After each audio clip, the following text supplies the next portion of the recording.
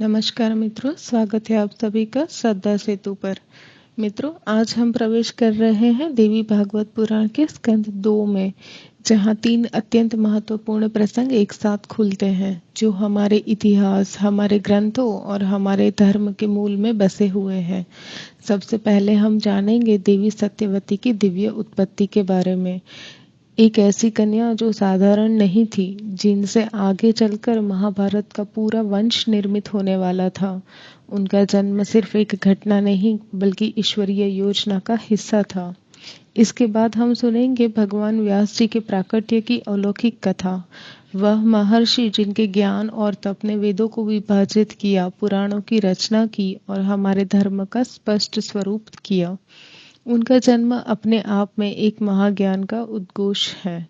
और अंत में एक अत्यंत भावुक लेकिन गहन प्रसंग, गंगा माता को दिया गया शाप।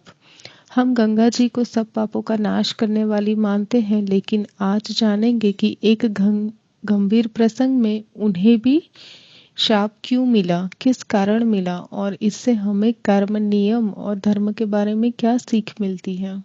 आइए श्रद्धा और मनन के साथ स्कंद 2 की इस पवित्र यात्रा की शुरुआत करते हैं। ऋषियों ने कहा, सूत जी, आपकी यह अस्पष्ट वाणी महान आश्चर्य उत्पन्न कर रही है। हमारे मन में कई प्रश्न उत्पन्न हो गए हैं। पहली बात तो यह कि जब पतिव्रता सत्यवती पिता के घर पर थी, तभी उनसे व्यास जी का जन्म कैसे हो गया। फिर इस स्थिति में राजा शांतनु ने सत्यवती से विवाह करके 2 पुत्र क्यों उत्पन्न किए। महाभाग, आप नैष्ठिक पुरुष हैं, इसका रहस्य विस्तार पूर्वक कहने की कृपा कीजिए।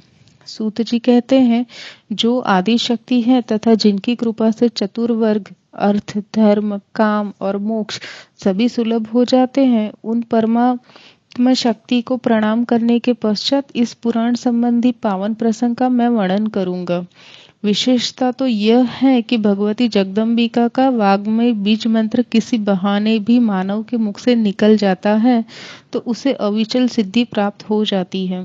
अतः सभी का परम कर्तव्य है कि संपूर्ण कामनाओं की सिद्धि के लिए उसी बीज मंत्र से भली भांति भगवती जगदम्बिका का निरंतर चिंतन करे, क्योंकि मनोरथ पूर्ण करने में वे सदा तत्पर रहती है।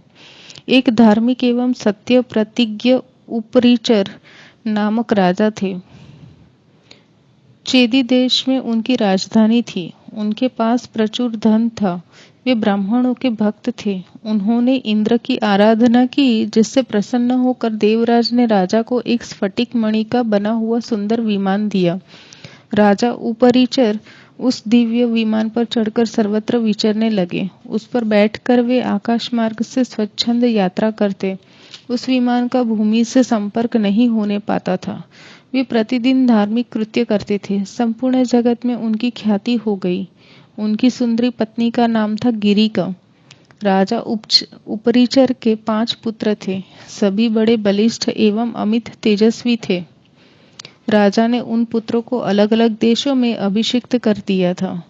एक समय की बात है, राजा उपरिचर की स्त्री ऋतुमती थी।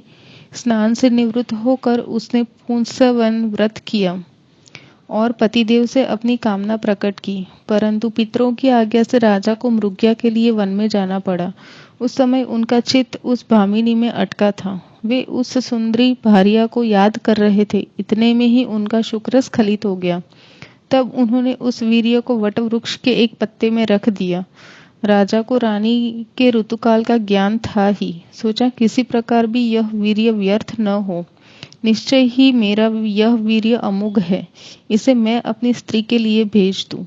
इस प्रकार विचार कर पहले तो उस वीर्य को उन्होंने अभिमंत्रित किया, फिर वटपत्र के दोनों में उसे रख दिया। पास ही एक बाज पक्षी था। राजा ने उससे कहा, महाभाग, तुम इसे लेकर अभी मेरे घर जाओ। सौम्य, इसे घर पर ले जाकर मेरी प्रियसी भार्या गिरिका को तुरंत दे देना। आज उसका ऋतुकाल है। सूत जी कहते हैं, इस प्रकार कहकर राजा उपरिचर ने वह वीर्य वाला दोना बाज को दे दिया। तदंतर उड़ने की कला को अच्छी तरह जानने वाले उस पक्षी ने पुटक उठाया और वह तुरंत आकाश में उड़ चला। वह चोंच में दोना लिए आकाश मार्ग से उड़ा जा रहा था। इतने में ही एक दूसरे बाज ने उसे देख लिया। यह मांस लिए हुए है, यह समझकर तुरंत उसने पहले बाज पर टूट पड़ा। अब आकाश में वे दोनों पक्षी तुंड युद्ध करने लगे। चोंच से युद्ध करते समय वह वीर्य का दोना यमुना के जल में गिर पड़ा। उसके गिर जाने पर वे दोनों पक्षी इच्छानुसार चले गए। इसी समय कोई एक अद्रिका नाम की अप्सरा यमुना में स्नान कर रही थी और एक ब्राह्मण देवता नहाकर संध्या वंदन में संलग्न थे। जल में डूबकर खेलती हुई उस सुंदरी अप्सरा ने ब्राह्मण का पैर पकड़ लिया। उस समय ब्राह्मण देवता प्राणायाम कर रहे थे। स्वच्छंद गति वाली उस अप्सरा को देखकर उन्होंने शाप दे दिया, तू मछली हो जा, क्योंकि तूने मेरे ध्यान में विघ्न उपस्थित किया है। द्विजवर के शाप से वह सुंदरी अप्सरा अद्रिका मछली के रूप में परिणत हो चुकर यमुना के जल में पड़ी थी। उसी समय बाज के पंजे से छूटकर वीर्य गिरा और मछली रूप में परिणित उस दिव्य अप्सरा ने तुरंत लपक कर उसे ले लिया। कुछ समय बाद वह मछली एक मत्स्यजीवी धीवर के हाथ लग गई। मछलीमार ने उसे जाल में फंसा लिया। उस समय उसके गर्भ का 10वां महीना चल रहा था। मत्स्यजीवी उस मछली का पेट चीरने लगा। इतने में उसके पेट से 2 मनुष्याकार बच्चे निकल आए। एक शोभा संपन्न बालक था और दूसरी सुंदरी कन्या। इस आश्चर्यजनक घटना को देखकर वह मत्स्यजीवी महान संदेह में पड़ गया। उसने मछली के उदर से निकले हुए दोनों बच्चे राजा को सौंप दिए। राजा को भी बड़ा ही आश्चर्य हुआ। उन्होंने उस सुंदर पुत्र को अपने पास रख लिया। उपरिचर नामक राजा के वीर्य से उत्पन्न वही बालक आगे चलकर राजा मत्स्य नाम से विख्यात हुआ। वह महान धार्मिक, सत्यप्रतिज्ञ और पिता के समान शक्तिशाली था। उस समय राजा उपरिचर ने वह कन्या धीवर को दे दी। वही कन्या काली एवं मत्स्योदरी नाम से प्रसिद्ध हुई।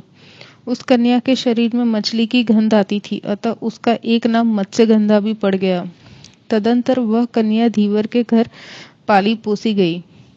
ऋषियों ने पूछा, जब मुनि के शाप से वह दिव्य अप्सरा अद्रिका मछली हो गई और धीवर ने उसका पेट फाड़ दिया, तब क्या वह मर गई और उसे धीवर खा गया? फिर उस अप्सरा की क्या हालत हुई? उसके शाप का अंत कैसे हुआ और फिर किस प्रकार वह स्वर्ग पहुंची? यह बताने की कृपा कीजिए। सूत जी कहते हैं, जब मुनि ने उसे शाप दिया तब उस अप्सरा को बड़ी चिंता हुई। दीनहीन सी होकर वह विलाप करती हुई मुनि से प्रार्थना करने लगी। मुनि बड़े दयालु थे। रोती हुई उस स्त्री से उन्होंने कहा, कल्याणी, शोक मत करो। शाप मुक्ति का समय मैं तुम्हें बता देता। शुभे, मैंने क्रोध के आवेश में तुम्हें शाप दे दिया। तुम मछली की योनि में चली जाओगी। फिर जब तुम्हारे पेट से 2 मानव बच्चे उत्पन्न होंगे तब तुम्हारा शाप से उद्धार हो जाएगा। इस प्रकार ब्राह्मण के कहने पर वह अप्सरा मछली होकर यमुना के जल में समय बिताने लगी। दोनों बच्चों को जन्म देने के पश्चात उसके प्राण पखेरु उड़ गए। उसका शाप से उद्धार हो गया। फिर वह अप्सरा मछली के रूप का परित्याग करके दिव्य रूप में सुंदरी स्त्री बनकर स्वर्ग चली गई। यो मत्स्यगंधा नामक उस सुंदरी कन्या का जन्म हुआ। धीवर के घर पलकर वह सयानी हो गई। जब वह मत्स्यगंधा युवावस्था में प्रविष्ट हुई तब उसकी सुंदरता निखर उठी। धीवर राज को जो कुछ काम था उसी को वह किया करती। नाव यमुना के जल को पार कर रही थी। इतने में ही दैववश उस मनोहर नेत्र वाली कन्या को देखकर मुनि के मन में प्रबल वासना जग उठी। उन्होंने दाहिने हाथ से उसका दाहिना हाथ पकड़ लिया। तब वह सुंदरी कन्या मुनि से कहने लगी, आपका उत्तम कुल है, आप क्षत्रिय ब्राह्मण हैं और आपने तप किया है। क्या मैं आपके अनुरूप हूँ? क्या वशिष्ठ जी के वंशज है? आप अत्यंत कुलीन और सदाचारी पुरुष हैं। धर्म के रहस्य को जानने वाले मुनि जी, आप मुझे पाने की इच्छा क्यों कर रहे हैं? द्विजवर, जगत में मनुष्य का जन्म मिलना बड़ा दुर्लभ है। मेरी समझ से उसमें भी सबसे दुर्लभ बात यह है कि मनुष्य होकर ब्राह्मण कुल में उत्पन्न होना। विप्रवर, आप कुल, शील एवं स्वाध्याय आदि सभी सद्गुणों से संपन्न एक उत्तम ब्राह्मण हैं। आपको धर्म की पूरी जानकारी है। मेरे शरीर से तो मछली की दुर्गंध निकला करती है। मुझे देखकर आप में यह कुत्सित भाव कैसे उत्पन्न हो गया? उसने मन ही मन सोचा, यह ब्राह्मण वस्तुतः बड़ा मूर्ख है, पर यहाँ है भी कौन जो इसकी इच्छा के विरुद्ध काम कर सके। यूं विचार कर मत्स्यगंधा ने मुनिवर पराशर से कहा, महाभाग, धैर्य रखिए, मैं अभी उस पार चलती हूँ। सूत जी कहते हैं, नौका उस पार चली गई। उनसे वह कहने लगी, मुनिवर मैं दुर्गंधा हूँ, दोनों समान रूप वाले हो तभी संयोग होने पर सुख मिलता है। मत्स्यगंधा के इस प्रकार वचन निकालते ही पराशर जी ने अपने तपोबल से उसे कस्तूरी की गंध वाली बना दिया और वह सुगंध 4 कोश तक फैल गई। तब मुनि से वह योजन गंधा कल्याणी सत्यवती कहने लगी, मुनिवर यह जन समाज देख रहा है तथा उस तट पर मेरे पिताजी भी है। यह पाश्विक कर्म बड़ा भयंकर है। मनुष्य को रात के समय ही इसे करना चाहिए, दिन में करना निषिद्ध है, ऐसी शास्त्राज्ञा है। महाभूते अभी अपनी इच्छा रोके रहिए, अन्यथा जगत में असहनीय अपवाद फैल जाएगा। इस प्रकार सत्यवती के युक्तिपूर्ण वचन सुनकर महान विचारशील पराशर जी ने उसे क्षण अपने पुण्य के प्रभाव से कोहरा उत्पन्न कर दिया। कोहरा उत्पन्न हो जाने पर तट पर अंधेरा छा गया। तब सत्यवती ने कोमल वाणी में मुनि से यह वचन कहा, विप्रवर मैं कुंवारी कन्या हूँ, आप तो इच्छानुसार चले जाएंगे। ब्रह्मन आपका वीर्य व्यर्थ नहीं हो सकता, फिर मेरी क्या गति होगी? मैं यदि गर्भवती हो गई तो पिता से क्या कहूंगी? फिर मेरे लिए क्या कर्तव्य होगा, बताने की कृपा कीजिए। पराशर जी ने कहा, प्रिय मेरा प्रिय कार्य करने पर भी तुम कन्या ही रहोगी। भामिनी तुम्हें और भी जो अभिष्ट हो वह वर मांग लो। सत्यवती बोली, सम्मान प्रदान करने वाले मुनि जी, आप ऐसी कृपा कीजिए जिससे जगत भर में मेरे माता पिता इस रहस्य को न जान सके, मेरा कन्याव्रत भंग न होने पाए। द्विजवर मेरे आपके समान ही अत्यंत अद्भुत शक्तिशाली पुत्र उत्पन्न हो। मेरी यह सुगंध सदा स्थिर रहे, मैं सदा नवयुवती बनी रहूं। पराशर जी बोले, सुंदरी सुनो, तुम्हारा पुत्र भगवान विष्णु का अंश होगा, त्रिलोकी में उसकी प्रसिद्धि होगी। प्रिय, किसी अदृष्ट कारण के अमिट प्रभाव से ही मैं तुम पर आसक्त हुआ हूँ। वरान ने आज से पहले कभी मेरा मन किसी पर नहीं लुभाया था। सुंदरी अप्सराएं मेरे सामने आई, उन्हें देखकर भी मैं कभी धैर्य का बांध नहीं टूटने दिया। तुम समझ लो, इसमें अवश्य ही कोई रहस्यमय कारण छिपा है, अन्यथा तुम दुर्गंधा को देखकर मैं कैसे मोहित हो जाता। प्रसन्न वदने, तुम्हारा पुत्र पुराणों का रचयिता होगा, वेद के रहस्य को समझकर उसे 4 भागों में बांट देगा, तीनों लोकों में उसकी प्रतिष्ठा सुस्थिर होगी। सूत जी कहते हैं, मुनिवर के यों कहने पर सत्यवती अनुकूल हो गई। तत्पश्चात यमुना के जल में स्नान करके मुनिवर वहां से तुरंत पधार गए। सत्यवती भी पिता के घर लौट गई। उसी क्षण उसे गर्भ रह गया। समयानुसार सत्यवती ने यमुना के द्वीप पर ही पुत्र को जन्म दिया। वह बालक जान पड़ता था मानो कोई दूसरा कामदेव हो। वह तेजस्वी पुत्र उत्पन्न होते ही बढ़ गया और अपनी माता से कहने लगा, माँ, मुझ में असीम शक्ति है, मन को तपोनिष्ठ बनाकर ही मैं गर्भ में प्रविष्ट हुआ था। अब तुम इच्छानुसार जा सकती हो, मैं भी तपस्या करने के लिए चला जाता हूँ। महाभागे, तुम जब याद करोगी तभी मैं सामने आ जाऊंगा। माताजी, कभी तुम्हारे सामने अत्यंत कठिन परिस्थिति आ जाए तो मुझे स्मरण करना, मैं उसी क्षण सेवा में उपस्थित हो जाऊंगा। माता, तुम्हारा कल्याण हो, मेरे जाने में विलंब हो रहा है, तुम चिंता छोड़कर आनंद से समय व्यतीत करो। इस प्रकार कहकर व्यास जी वहां से चले गए। सत्यवती भी अपने पिता के पास चली गई। सत्यवती ने यमुना द्वीप में व्यास जी को जन्म दिया। इसी से व्यास जी द्वैपायन नाम से भी विख्यात हो गए। वे भगवान विष्णु के अंश अवतार है, अतः प्रकट होते ही प्रौढ़ हो गए। इन्होंने प्रत्येक तीर्थ में स्नान किया और उत्तम तपस्या की। इस तरह पराशर जी के कृपा करने पर व्यास जी प्रकट हुए। कलयुग आ गया, यह जानकर उन्होंने वेदों की शाखाएं बनाई। वेद का विस्तार करने से उनका नाम वेद व्यास पड़ गया। पुराण संहिताएं तथा श्रेष्ठ महाभारत सब उन्हीं की रचनाएं हैं। वेदों का विभाजन करके उन्होंने अपने शिष्यों को पढ़ा दिया। सुमंतु, जैमिनी, पैल, वैशंपायन, असित, देवल तथा अपने पुत्र सुखदेव जी, ये सभी उनके शिष्य थे। सुखदेव जी कहते हैं, मुनिवरों, सत्यवती एवं व्यास जी के पवित्र जन्म में यही सब कारण है। महाभाग मुनियों, इसकी उत्पत्ति के प्रसंग में कोई संदेह नहीं करना चाहिए। महान पुरुषों के चरित्र की समालोचना करना अनुचित है, न उनके सभी आचरणों का अनुकरण ही करना चाहिए। मुनिवर पराशर जी के गुण ही ग्रहण करने योग्य है। पराशर जी धर्मज्ञ पुरुष हैं। जिस काम को नीच जन करते हैं उसमें उनकी प्रवृत्ति होने की क्या संभावना थी, किंतु व्यास जी प्रकट होने वाले थे, यही उस कार्य में कारण छिपा था। आश्चर्यजनक इस प्रसंग को मैंने कह सुनाया है। जो पुरुष इस पवित्र उपाख्यान को सुनता है उसकी दुर्गति नहीं होती, वह सर्वदा सुखी रहता है। मित्रों, आगे सुनते हैं राजा महाभीष और गंगा जी को ब्रह्मा जी का शाप कैसे मिला। महाभीष की शंतनु के रूप में उत्पत्ति तथा शंतनु के राज्य पद पर प्रतिष्ठित होने, शंतनु के साथ गंगा जी का विवाह और वसुओं के उनके पुत्र में उत्पन्न होने तथा उनके गंगा प्रवाह किए जाने तथा भीष्म के उत्पन्न होने पर गंगा के चले जाने की कथा। मित्रों, ऋषिगण बोले, पुण्यात्मा सूत जी, महातेजस्वी व्यास एवं सत्यवती के जन्म की कथा का आपने वर्णन किया, फिर भी हमारा एक प्रश्न तो शेष रह ही गया।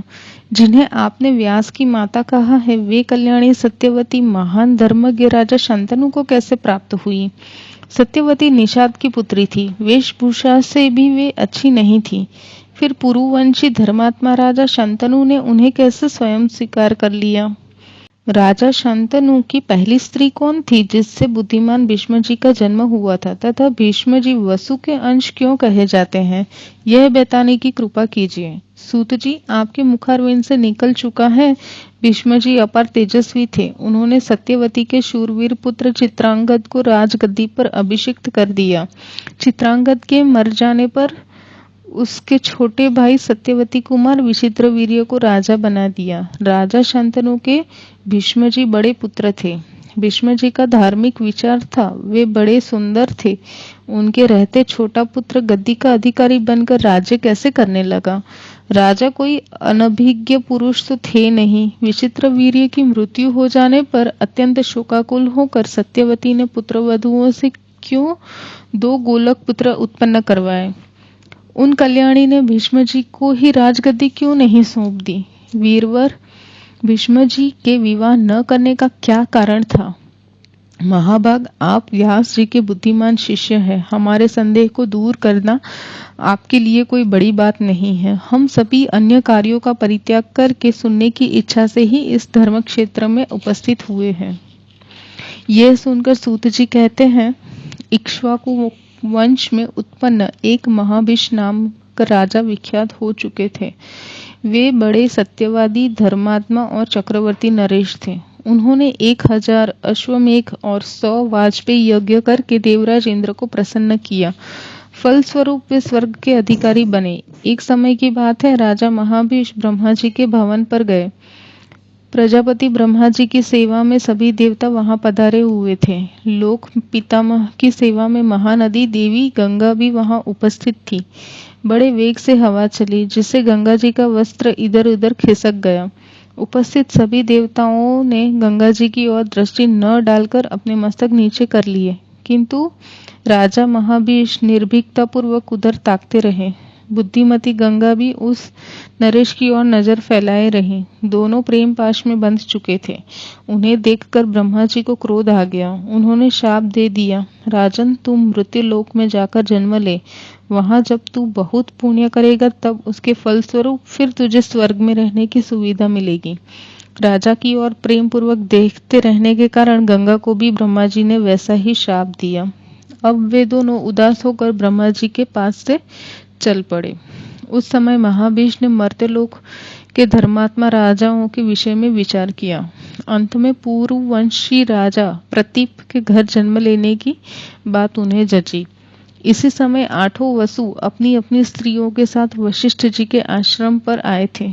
उन्हें इच्छानुसार भोग विलास करने की सुविधा प्राप्त थी। पृथु आदि 8 वसु थे। उनमें द्यौ नामक एक प्रधान वसु था। वहां द्यौ की स्त्री ने नंदिनी गौ को देखा। देखकर उसने अपने पति द्यौ से पूछा, यह उत्तम कामधेनु गौ किसकी है? द्यौ ने उत्तर दिया, सुंदरी, यह उत्तम गौ वशिष्ठ जी की है। स्त्री अथवा पुरुष कोई भी हो, यदि उसे इस गाय का दूध पीने का अवसर मिल जाए तो वह निश्चय ही 10,000 वर्ष तक जी सकता है और उसकी जवानी सदा स्थिर रह सकती है।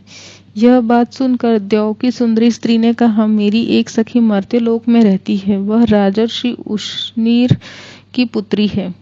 वह अनुपम सुंदरी है। महाराज, आप उसी मेरी सखी के लिए इस पुण्यमयी एवं इच्छानुसार दूध देने वाली नंदिनी गौ के बछड़े सहित अपने उत्तम आश्रम पर ले चलिए और जब तक मेरी वह सखी इस गौ का दूध ना पी ले तब तक वहीं रखिए। ऐसा होने पर वह सखी मानव समाज में प्रथम श्रेणी की होकर रहेगी। उसे बुढ़ापा और रोगों का सामना नहीं करना पड़ेगा। यद्यपि देव के मन में पाप भावना नहीं थी, फिर भी स्त्री की बात सुनकर उसने मनोनिग्रही मुनिवर वशिष्ठ जी का अपमान करके उस नंदिनी गौ को चुरा लिया। इस कार्य में पृथु आदि सभी वसु सहायक थे। नंदिनी का अपहरण हो जाने के बाद महान तपस्वी वशिष्ठ जी फल फूल लेकर अपने आश्रम पर आए। आते ही उनकी गौ की ओर दृष्टि गई। उन्होंने अपने आश्रम पर गाय एवं बछड़ा दोनों ही नहीं दिखाई पड़े। वे तेजस्वी मुनि गुफाओं और वनों में भी उस गौ को खोजने लगे। जब उन्हें कहीं भी गौ न मिली तब उन्होंने ध्यान लगाकर देखा तो उन्हें ज्ञात हुआ कि वसुगण मेरा अपमान करके गौ को चुरा ले गए हैं। तब वे बोले कि इस अपराध से उन सभी वसुओं को मनुष्य योनि में जन्म लेना पड़ेगा। इसमें कुछ भी संशय नहीं है। यों स्वयं वशिष्ठ जी ने वसुओं को शाप दे दिया। यह सुनकर वसुओं का मन खिन्न हो गया। हमें शाप हो गया है। अब जानकर वे ऋषि के पास पहुंचे और मुनि को प्रसन्न करते हुए उनकी शरण ग्रहण कर ली।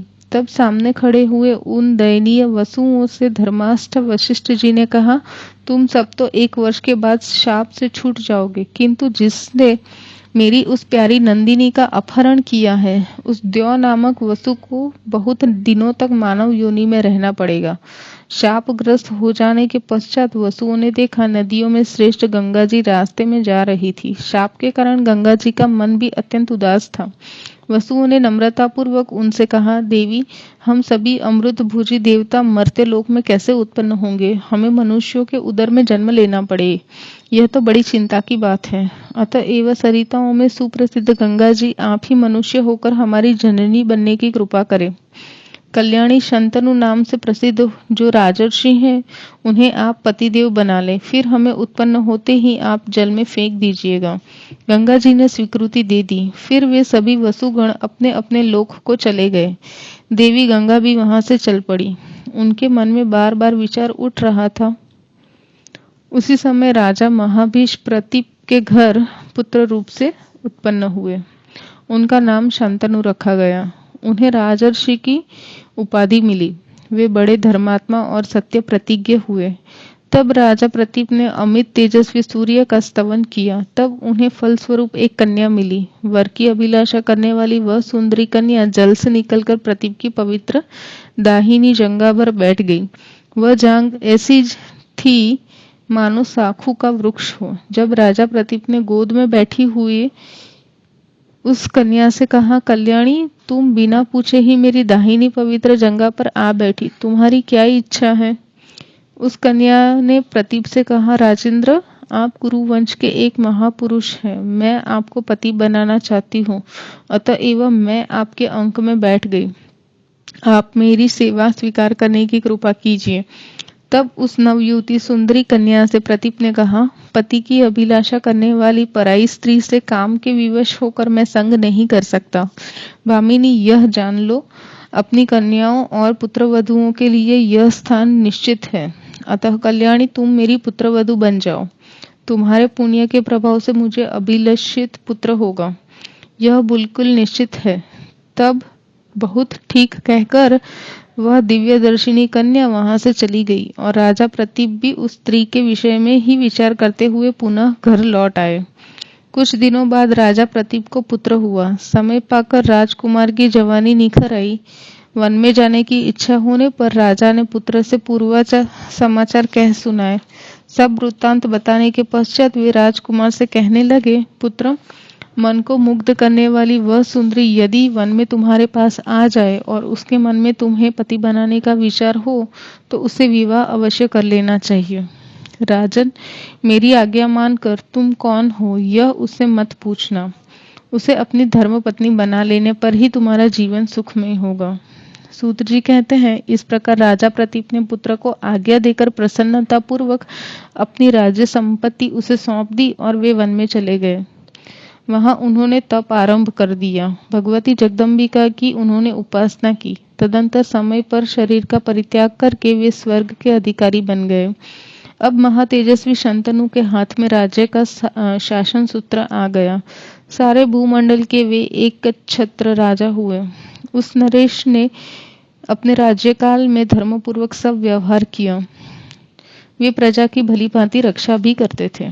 सूत जी कहते हैं, प्रतीप के स्वर्गवासी होने के पश्चात सत्य पराक्रमी राजा शांतनु एक बार शिकार खेलने गए। वे गंगा के तट पर घने जंगल में घूम रहे थे। वहीं अद्भुत आभूषणों से अलंकृत एक सुंदरी कन्या उन्हें दिखाई पड़ी। उसे देखकर राजा शांतनु को बड़ा हर्ष हुआ। सोचा, पिताजी ने जिस स्त्री की बात कही थी वह यही है। यह स्त्री क्या है, मानो कोई दूसरी लक्ष्मी का साकार रूप से विराज है। उसके मुखारविंद की और राजा के अपलक नेत्र लग गए थे। फिर भी देखने की आकांक्षा शांत न हुई। निष्पाप शौनक जी उस समय शंतनु मानो अत्यंत उद्विग्न हो उठे। उस सुंदरी कन्या के मन में भी निश्चित हो गया था कि ये ही राजा महाभीष है। अतः वह प्रेम से पुलकित हो गई। फिर वह कुछ मुस्कुराकर राजा के सामने उपस्थित हुई। सुंदर नेत्र वाली उस कन्या को देखकर राजा शंतनु का मन प्रचुर आनंद से मग्न हो गया। अमृतमयी वाणी से सांत्वना देते हुए उससे मधुर वचन कहने लगे। सुजघने, तुम देवी, मानुषी, गंधर्वी, यक्षिणी, नाग कन्या अथवा अप्सरा, इनमें से कौन हो? तुम्हारा मुख बड़ा ही मनोहर दिखता है। अस्तु सुंदरी, तुम जो कोई भी हो, इस समय मेरी धर्मपत्नी का स्थान स्वीकार कर लेना तुम्हें उचित है। सूत जी कहते हैं, राजा शंतनु को निश्चित ज्ञान न था कि ये ही गंगा है, किंतु गंगा जानती थी कि वे राजा महाभीष ही है जो इस समय शंतनु के रूप में उत्पन्न हुए हैं। अतः पूर्व प्रेम के संबंध को याद करके गंगा ने राजा की बात मान ली। साथ ही हंसकर उनसे कहने लगी, महाराज, आप राजा प्रतीप के सुपुत्र हैं। मैं आपको खूब जानती हूँ। कौन सुंदरी है जिसे भाग्यवश ऐसे सुयोग्य पतिदेव मिल जाए और वह उन्हें वरण करना न चाहे, परंतु नृपवर आप वचनबद्ध हो जाए। जब मैं आपको पति बनाऊंगी, राजन, आप राजाधिराज हैं, मेरी प्रतिज्ञा सुन लीजिए, फिर मैं आपको स्वीकार कर लेती हूँ। राजन, मैं जो कुछ भी कार्य करूँ, वह अच्छा हो अथवा बुरा, उसे रोकने के आप अनाधिकारी होंगे। मुझसे अप्रिय वचन कभी नहीं कहेंगे। राजेंद्र, आप श्रेष्ठ है, फिर भी जिस समय आप मेरी बात ठुकरा देंगे, उसी समय मैं आपको छोड़कर चली जाऊंगी। वसुगण जन्म लेने की बात गंगा जी ने प्रार्थना पूर्वक स्वीकार कर चुके थे तथा महाभीष का पूर्व प्रेम भी उन्हें स्मरण था। इन बातों पर विचार करके ही गंगा ने अपना यह कार्यक्रम बना लिया। मुझे सब स्वीकार है। राजा के यूं कहने पर गंगा जी राजा शांतनु की पत्नी बन गई। इस प्रकार मनुष्य के रूप में प्रकट होने वाली गंगा से राजा शांतनु का विवाह हुआ। फिर तो उत्तम वर की वधू बनकर सौभाग्यवती गंगा राजभवन में विराजने लगी। राजा उनके साथ रहकर मनोहर उपवन में आनंद करने लगे। गंगा भी राजा को प्रसन्न करने की चेष्टा में लगी रहती। यूं अनेकों वर्ष व्यतीत हो गए। तदंतर राजा शांतनु के संयोग से दिव्य लोचना गंगा को भी गर्भ रह गया। उनसे पुत्र के रूप में वसु की उत्पत्ति हुई। उत्पन्न होते ही उस पुत्र को उन्होंने गंगा के जल में फेंक दिया। दूसरे भी यही हालत हुई। तीसरा, चौथा, पांचवा, छठा और सातवां सभी बालक क्यों गंगा जी के द्वारा काल के ग्रास बना दिए गए। तब राजा शंतनु को बड़ी चिंता हुई। वे सोचने लगे, अब मैं क्या करूं? किस प्रकार मेरा वंश जगत में स्थिर रह सकेगा? यह स्त्री तो पाप का साकार विग्रह है, तभी तो इसने 7 पुत्र मार डाले। मैं इसे मना करता हूँ तो निश्चय ही यह मुझे छोड़कर चली जाएगी। अब इसके उदर में यह 8वां गर्भ है। मेरे मन को यह गर्भ बहुत अनुकूल जान पड़ता है। इस समय भी यदि मैं नहीं रोकूंगा तो यह बिल्कुल निश्चित है कि यह पापिनी स्त्री उसे भी जल में फेंक देगी। भविष्य में मुझे पुत्र होगा या नहीं, इस संशय को दूर करना साधारण बात नहीं है। माना हो भी तो यह निश्चित नहीं होता है कि यह स्त्री उसकी भी रक्षा करेगी या नहीं। इस प्रकार की संशयग्रस्त अवस्था सामने आने पर अब मुझे क्या करना चाहिए? वंश की रक्षा के लिए यत्न करना मेरे लिए परम कर्तव्य है। तदंतर गंगा के उदर से 8वां द्यों नामक वसु, जिसने स्त्री के वशीभूत होकर मुनिवर वशिष्ठ जी की नंदिनी गौ को चुराया था, पुत्र रूप से उत्पन्न हुआ। उसे देखकर राजा शंतनु गंगा के पैरों पर पड़ गए और बोले, तन्वगी, तुम्हारा मुखमंडल पवित्र मुस्कान से खिला रहता है। मैं तुम्हारा सेवक हूँ। इस समय तुमसे मेरी यह प्रार्थना है, तुम इस बच्चे का जीवन दान देने की कृपा करो। मैं एक पुत्र का पालन पोषण करूंगा। तुमने मेरे 7 सुंदर पुत्र मार डाले। सुश्रोणी, इस 8वें पुत्र की रक्षा करो। इसीलिए मेरा मस्तक तुम्हारे पैरों पर पड़ा है। अनुपम शोभा पाने वाली प्रिय, तुम दूसरी कोई भी वस्तु मांग लो, चाहे वह कितनी भी दुर्लभ क्यों न हो, मैं उसे तुम अभी देने को तैयार हूँ। परंतु मेरी वंश परंपरा सुरक्षित रखना तुम्हारा परम कर्तव्य है। वेद के पारागामी विद्वान कहते हैं कि संतानहीन पुरुष की गति नहीं होती और वह स्वर्ग में भी स्थान नहीं पाता। अतः इस 8वें पुत्र को सुरक्षित रखने के लिए मैं तुमसे प्रार्थना करता हूँ। इस प्रकार राजा शांतनु के कहने पर भी गंगा उस बालक को लेकर जाने के लिए उद्यत हो गई। तब राजा ने अत्यंत दुखी होकर गंगा से कहा, अरे पापिनी, तू यह क्या कर रही है? क्या तुझ नरक का भी भय नहीं लगता? तेरी जैसी इच्छा हो, जा अथवा रह, किंतु मेरे बच्चे को तो यहीं रहने दे। तू वंश का उच्छेद करने वाली है। तेरे जैसी स्त्री से मुझे क्या करना है? राजा शंतनु के यूं कहने पर गंगा ने राजा से कहा, राजन, इस बालक को जीवित रखने की तो मेरी भी इच्छा है, परंतु आपने जो प्रण किया था वह टूट गया, अतः मैं यहाँ नहीं रह सकूंगी। आप निश्चय जान ले, मैं गंगा हूँ, देवताओं का कार्य संपन्न करने के लिए यहाँ आई थी। बहुत पहले की बात है महाभाग। वशिष्ठ ने वसुओं को शाप दे दिया कि तुम सभी मनुष्य योनि में चले जाओ। इससे बेचारे वसु चिंता से घबरा गए। मैं वहीं उपस्थित थी। मुझे देखकर उन्होंने प्रार्थना की कि अनगे आप हमारी जननी बनने की कृपा करें। महाराज, तब मैंने वसुओं को वर दे दिया, अतदर्थ तुम्हारी पत्नी बन गई। भली भांति समझ ले, देवताओं का कार्य सिद्ध करने के लिए ही मेरा यहाँ आना हुआ था। वे ही 7 वसु मेरे पुत्र हुए थे। अब ऋषि के शाप से उनका उद्धार हो गया। यह एक वसु कुछ समय तक आपका पुत्र बनकर रहेगा। राजन, मैं इसे दिए देती हूँ। आप अपने इस पुत्र को स्वीकार कर लें। इसको दिव्य पुरुष वसु मानकर पुत्र जनित सुख भोगिए। महाभाग, गांगे नाम से विख्यात यह बालक सबसे अधिक बलवान होगा। आज तो मैं इसे वहीं ले जाती हूँ जहाँ मैंने आपको पति बनाया था। पालन पोषण करने पर जब यह बड़ा हो जाएगा तब लौटा दूंगी, क्योंकि राजन, माता के न रहने पर बच्चे का जीना और सुखी रहना महान असंभव है। इस प्रकार कहकर तथा बच्चे को साथ लेकर गंगा अंतर्ध्यान हो गई। राजा शंतनु अपने भवन में पड़े रहे। उनके दुख का कोई पार न था। स्त्री और विचित्र बालक के वियोग से उत्पन्न दुख उन्हें बेतरह सताने लगा। वे राज्य करते रहे, परंतु उनके मन पर चिंता की काली घटा निरंतर घिरी रहती थी। यूं कुछ समय व्यतीत हो गया। इसके बाद राजा शंतनु एक बार शिकार खेलने गए। वे धीरे धीरे गंगा के तट पर पहुंच गए। उस समय महाराज शंतनु ने देखा, नदी में बहुत थोड़ा जल था। यह देखकर उन्हें बड़ा आश्चर्य हुआ। वहां उन्हें एक कुमार दिखाई पड़ा जो गंगा के तट पर खेलने में लगा रहा था। वह बालक विशाल धनुष पर बाण चढ़ाकर उन्हें छोड़ता जाता था। यही उसकी क्रीड़ा थी। उस बालक को देखकर राजा शंतनु बड़े आश्चर्य में पड़ गए। उन्हें किसी भी वास्तविक रहस्य की जानकारी नहीं हो सकी। यह मेरा पुत्र है अथवा नहीं, यह बात उनके ध्यान में आई ही नहीं। उस बालक का कार्य महान अलौकिक था। बाण चलाने में उसके हाथ की बड़ी सफाई थी। उसे देखकर राजा शंतनु आश्चर्यचकित हो गए। तदंतर उन्होंने उससे पूछा, अरे शुद्धाचारी बालक, तुम किसके पुत्र हो? वह वीर बालक बाणों को चलाने में मस्त था। उससे कुछ भी उत्तर नहीं दिया। थोड़ी देर के बाद वह अंतर्धान हो गया। अब राजा शंतनु चिंता से घबरा उठे। सोचा, यह बालक कहीं मेरा पुत्र ही तो नहीं था, किंतु अब क्या करूं और कहाँ जाऊं? पश्चात सावधान होकर वे वहीं बैठ गए और उन्होंने गंगा की स्तुति आरंभ कर दी। जब गंगा जी उसी रूप में वहां प्रकट हुई जैसा सुंदर रूप वे पहले दिखा चुकी थी। उनका सर्वांग सुंदरता से परिपूर्ण था। उन्हें देखकर राजा शंतनु ने स्वयं पूछा, गंगे, यह जो बालक अभी छिप गया है वह कौन था? तुम उसे दिखाने की कृपा करो। गंगा बोली, राजेंद्र, यह तुम्हारा पुत्र है, मैंने इसकी रक्षा अब तक की है। यह 8वां वसु है, मैं अब इसे तुम्हारे हाथ सौंप रही हूँ। यह महान तपस्वी बालक गांगेय नाम से विख्यात होगा। अपने व्रत में अटल रहने वाला यह तुम्हारा पुत्र इस कुल की कीर्ति का विस्तार करेगा। वशिष्ठ जी के पवित्र आश्रम पर रखकर मैंने तुम्हारे इस बालक को संपूर्ण वेदों का एवं धनुर्वेद का निरंतर अध्ययन कराया है। इसे संपूर्ण विद्याओं की पूर्ण जानकारी हो गई है। समस्त अर्थों के विवेचन में यह बड़ा निपुण है। यह परम पवित्र बालक है।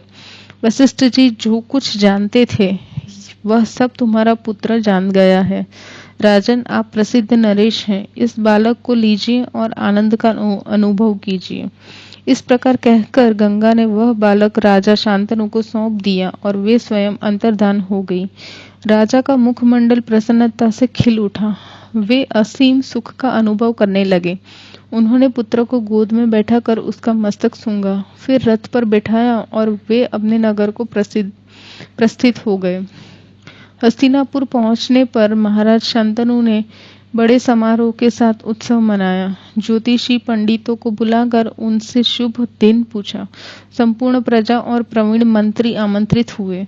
सबकी उपस्थिति में राजा शांतनु ने गंगानंदन भीष्म जी को युवराज पद पर अभिषिक्त किया। सर्वगुण संपन्न पुत्र को राज्य का उत्तराधिकारी बना देने पर उन धर्मात्मा नरेश को अपार सुख मिला। अब गंगा उनके चित्त से अलग हो गई। सूत जी कहते हैं, मुनियों, भीष्म जी के जन्म और गंगा की उत्पत्ति में जो कुछ कारण थे वे मैंने तुम्हें सभी बता दिए। वसुओं के शाप से ही यह घटना घटी।